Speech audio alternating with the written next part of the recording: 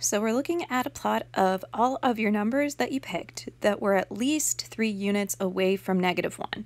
So if you think at least 3 units, you have to go 3 or more units away from -1. So if you went exactly 3, the minimum number of units away from -1, you'd be at 4 or at 2. You could go more than 3 units away from -1, like say I go 4 units away from -1. That puts me at 3. Or I could go 5 units away from -1, and that would put me at 4.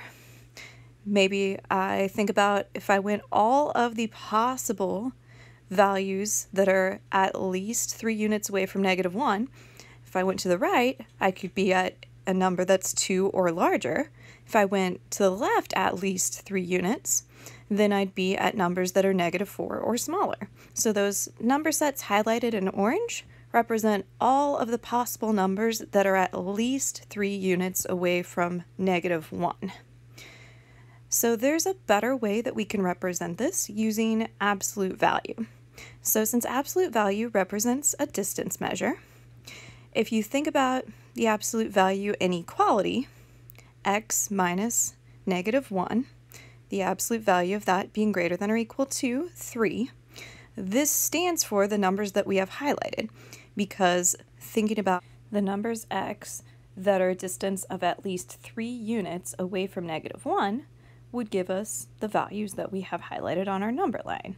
So kind of like when we did our absolute value equations, think about the distance between x and -1 is at least 3 units. So starting at -1 and going 3 or more units away, those x values would be solutions to that absolute value inequality. We could condense this, because it is written as minus a negative, into that equation with addition instead. Now we're thinking about all of the numbers that are no more than 4 units away from 2. So if I go exactly 4 units bigger than 2, that puts me at 6. If I go exactly 4 units smaller than 2, that puts me at -2. So numbers that are no more than 4 units away from 2 would have to be in the middle there. Think, for example, if I only went 1 unit away from 2, I could be at 1. Or if I only went 1.8 units away from 2, I could be at 0.2. I could go the other direction. Let's say I go 3 units away from 2, and it puts me at 5.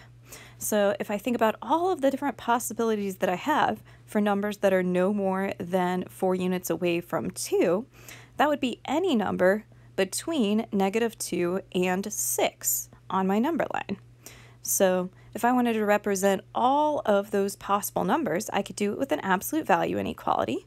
And what my absolute value inequality would look like is, if I'm thinking about all of the numbers that have a distance of no more away from than 4 away from 2, it would look like this absolute value inequality that I just wrote, because again, we're thinking about the set of all numbers x, where the distance between x and 2 is no more than 4 units.